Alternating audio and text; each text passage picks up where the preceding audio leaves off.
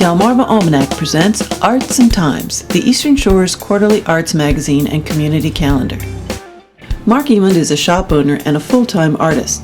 He values being authentic to his own unique vision above all else in his work. Like most artists, he found his calling early in life. I drew like any kid, and then when I was about 16 or 17 in the library at Wycomico High School in Salisbury, I found a book called The Inspector, and it was a collection from a New York artist named Saul Steinberg, who's actually not, he lived in New York and worked in New York, but he's originally a European man, lived in South America and moved to New York. And he, that was an eye-opener for me, that you could draw and not try to achieve a perfection and still draw something that was valid and appreciated by other people.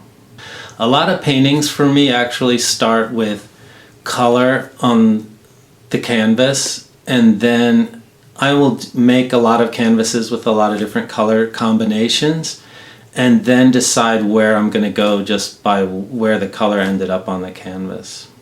I think I just have a lot of fun making things.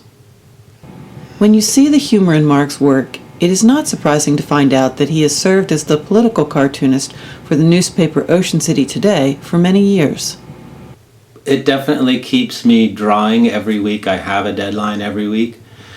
I have to be creative, and I still have to make something that more or less makes sense to at least a few people. And so in that way, it just keeps me on my toes as far as rendering things. Because most of my drawing comes from my mind's eye. I don't really look at things too much, and so it just keeps me very creative and quick. There's something about actually having to do all the cross-hatching and think about it that I find enjoyable.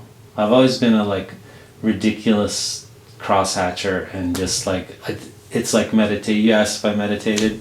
It's probably the closest thing to meditation is filling up a page with a lot of cross-hatch. I always have music on if I'm creating something, and if I'm painting, I always have music on. There's something about the rhythm that helps me. I do in the drawing, there's a lot of cross-hatching.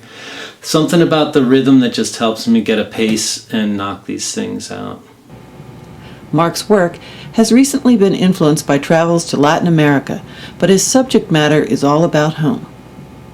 I've traveled throughout Latin America, spent a lot of time in Mexico and in Peru, and I've visited all the major sites in those countries, and I'm very much impressed by the quality of the art that the Mayan and the Mexica or Aztec people, and in particular the people in Peru from the Moche culture from Peru.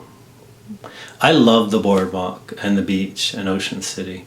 So a lot of my artwork will come back to the boardwalk, the beach, and a coastal environment.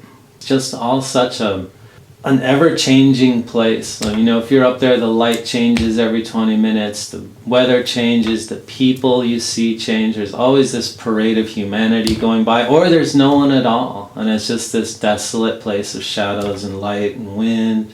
I always loved that whole idea of with each tide you never knew what you were going to find there laying around on the beach. I love that.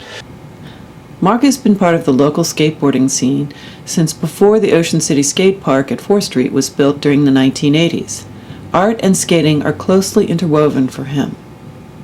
Skaters are artists. There's artists who are skaters, and there's something about the two that goes hand in hand. I don't know exactly what it is, but there's times when you're drawing that you really can feel like you're looking for that perfect line, which is kind of what you're doing in skating and surfing. It's all about finding a clean, perfect line.